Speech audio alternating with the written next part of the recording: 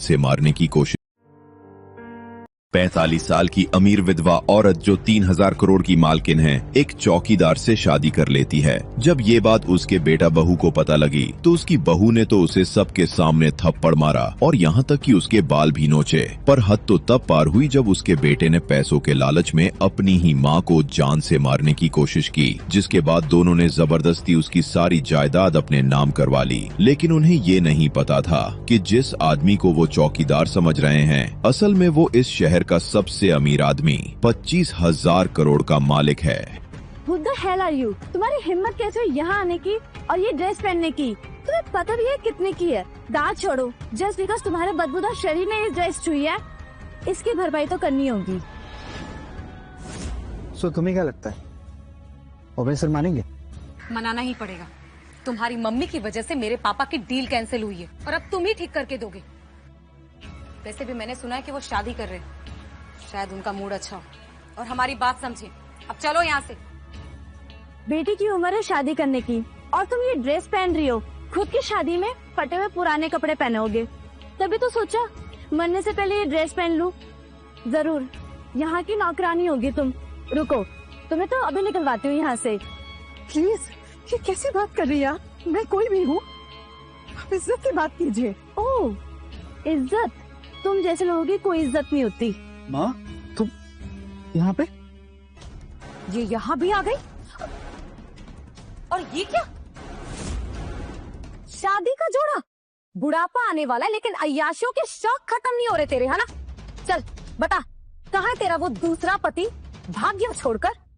तेरी जैसी बच्चलन औरत के पति उसे छोड़कर चले ही जाते हैं।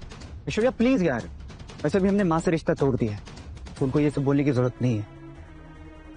माँ ही मेरी को जन्म दिया है मुझे। अच्छा, तो जरा पूछो अपनी माँ से तुम्हारे पापा का नाम इन्हें पता भी है या नहीं? प्लीज यार चुप हो जाओ।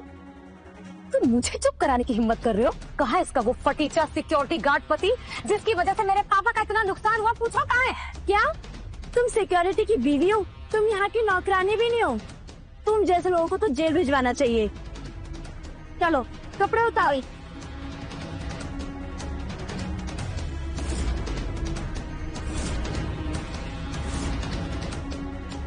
अमित, सोचना भी मत, मैं इस ड्रेस की कीमत नहीं चुकाने वाली। जो कर रहे करने दो। एक तो इस उम्र में दूसरी शादी की और अब तीसरी करने चलेंगे। प्लीज तुम लोग ऐसा मत करो, मैं ओबे सर से माफी मांग लूंगा। माँ प्लीज आप यहाँ से चली जाओ।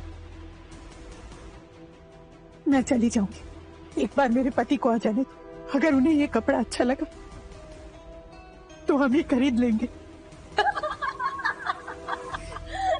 माँ प्लीज यार, बोलने से पहले एक बार सोच तो लिया करो, आप क्या बोल रही हो? अब हमेशा ना सपनों की दुनिया में रहती हो, कभी हकीकत में आती ही नहीं हो।